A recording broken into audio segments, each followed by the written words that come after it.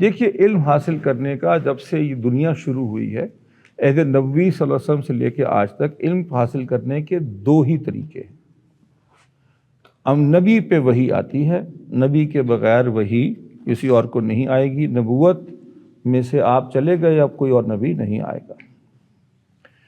تو علم حاصل ایسے ہی ہوگا کہ پچھلی generation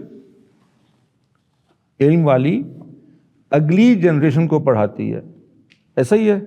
this is true for اسلام، this is true for medical science, this is true for history, for economics, anthropology, name any subject, سب کے اوپر یہی اپلائی ہوتا ہے کہ اس نالج کے پچھلے لوگ۔ اب ایسا ہو سکتا ہے کہ ایک جو نیا بندہ آئے وہ اس پہ کوئی ریویژن کرے، کوئی اور زیادہ اچھی طریقے سے سمجھ جائے۔ حجۃ الوداع کے خطبے پہ آپ نے فرمایا نا، ہو سکتا ہے کہ سننے والا ایسا ہے جو سنانے والے سے بھی بہتر سمجھ جائے بات کو، تو یہ تو ہو سکتا ہے، لیکن پروسیس یہی ہوگا۔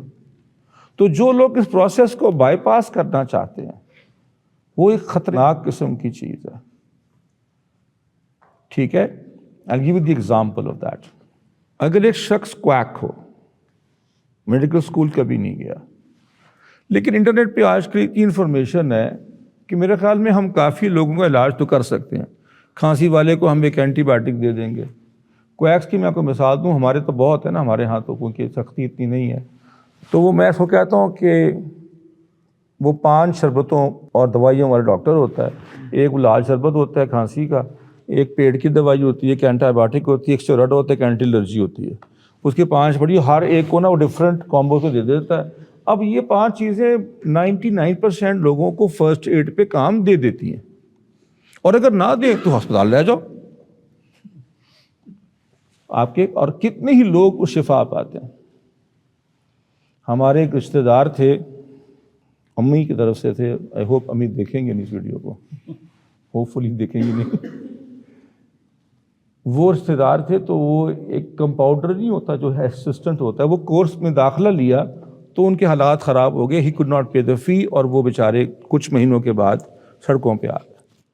تو انہوں نے کیا کہ ایک ڈاکٹر کے پاس گئے، انہوں نے کہا ڈاکٹر صاحب میں کمپاؤنڈری شروع کی تھی، I couldn't do the complete course, but مجھے بیسک تو پتہ ہے، تو اگر آپ مجھے کوئی موقع دیتے ہیں کچھ۔ انہوں نے کہا تم کمپاؤنڈر بن جاؤ میرے، کوئی I teach you as you go along. وہی 5 دوائیاں تھیں، ایک شربت اور 4 گولیاں رنگ برنگی لینی ہوتی تھی۔ ہاں یار، ایک پیلی پا دے، پیلی پا دینا، بگ ڈیل۔ 25 سال انہوں نے خدمت کی ڈاکٹر صاحب کی۔ پھر ان ڈاکٹر صاحب کے بچے بڑے بڑے ہو گئے، وہ ڈاکٹرز بن گئے، امریکہ چلے گئے، ڈاکٹر صاحب ریٹائر ہو گئے، اور جاتے ہوئے انہوں نے کہا کہ ان صاحب کو نام لے کے کہ بیٹے تم نے بڑی خدمت کی ہے میری، میں جا رہا ہوں، تو آج سے یہ کلینک تمہارا۔ تو نے کہا ڈاکٹر صاحب میں تو پورا کمپاؤنڈر بھی نہیں ہوں، ہاں ہینڈز آن ٹریننگ تو میری ہوئی بھی ہے، بٹ میں تو پورا کمپاؤنڈر بھی نہیں ہوں، لیٹ الون ڈاکٹر، تو اب میں کیسے چلاؤں گا اس سب؟ تو ڈاکٹر صاحب نے فرمایا ان کا نام لے کے کہ تمہارا خیال ہے کہ میں کیسے بناؤں doctor? It's a true story. It's a true story. تو ایسے لوگ بیچارے، تو اگر آپ کہیں کہ ٹھیک کیا انہوں نے، میں کہوں گا دیکھیں کتنے ہزاروں لاکھوں لوگوں نے علاج کیا، کتنے لوگوں کو انہیں 20 روپے لے کے تو شفا ان کو مل گئی، ان کی علاج ہو گیا۔ یار زیادتی ہے نا، اس کو بند کروا دو کام، تو بہت بری بات ہے، لاکھوں لوگوں کو فائدہ ہوا اس سے، ٹھیک ہے۔ اور زیادہ سیریس کوئی ایسی بات ہوتی تھی، he would send to the hospital, to a specialist. What's the big deal? But do you think it's right what he's doing, what he did? So with all due respect, I don't think this is the right way to do things. So even if you are right, you're still wrong. That is my shortest take on this. And if you don't agree, that is your right.